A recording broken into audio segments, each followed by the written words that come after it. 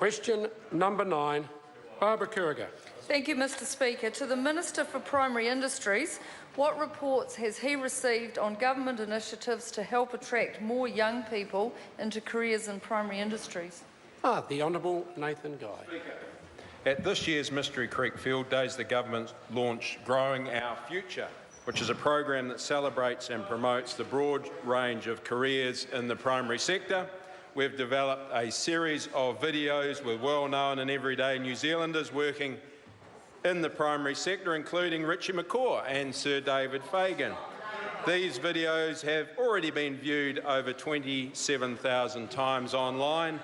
We have also engaged 135 primary industry ambassadors, with more being trained as we speak. These ambassadors go into classrooms up and down the country to raise the awareness of the huge range of existing career paths within the primary sector, and they've already made visits of over 500 visits to over 150 schools. Very good news, Mr Speaker.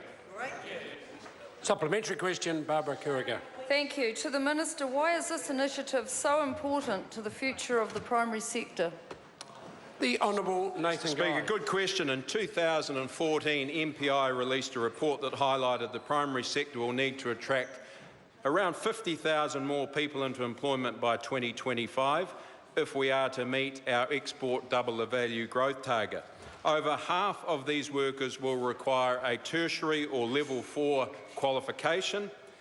There's good capacity in our education system to meet this need, and over the last 3 budgets, the government has increased tuition subsidies for agriculture tertiary qualifications by around 50%.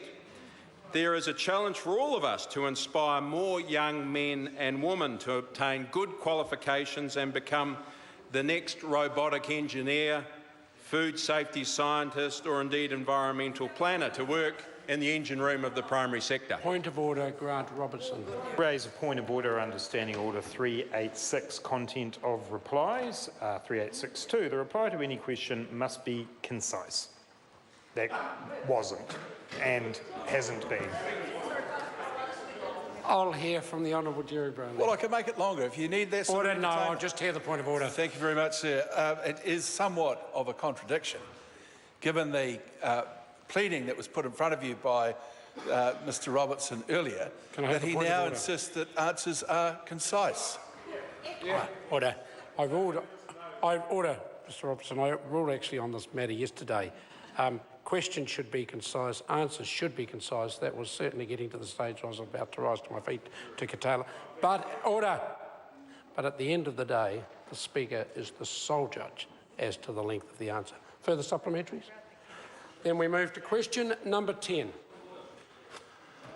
Point of order, Richard Prosser. Thank you, Mr Speaker. With regards to the discussion earlier and the point raised by the Honourable Peter Dunn, looking at the two Speaker's rulings from Speaker Arthur and Speaker Kidd in 1984 and 1999. Can I just have the reference, and your answer please? to it. When 190/1 and bar 2. Sorry? 190/1 and 190/2. 195. No, 191 and 192. Thank you. 1901 and 1902. Certainly, in the time that I've been in this House, Mr Speaker, many questions are prefaced with both those words given or in the light. I wonder perhaps if you might give some consideration in order to assist the Order of the House to making a further statement clarifying where and when that may be used, because obviously if a member begins a supplementary with a statement that introduces new information, that's one situation. But if a minister has answered a question and a member is then changing tack, perhaps with a line of bring the point to a supplementary conclusion. answers, it may be relevant to that. I'll certainly have a look at that, but my inclinations at the moment is that the Standing Orders Committee has been called together to review Standing Orders and Speaker's ruling. That is the opportune time to have a look at it. But certainly over time, the content and the concept of a supplementary question over the time that I've been here, which is a little longer than the members, it has tended to broaden. I don't think that's a bad thing. I think it's more colloquial, if you like. It gives the opposition, I think, more opportunity. But I will raise the matter through the Standing Orders Committee. That is the appropriate time to do it. Question number 10,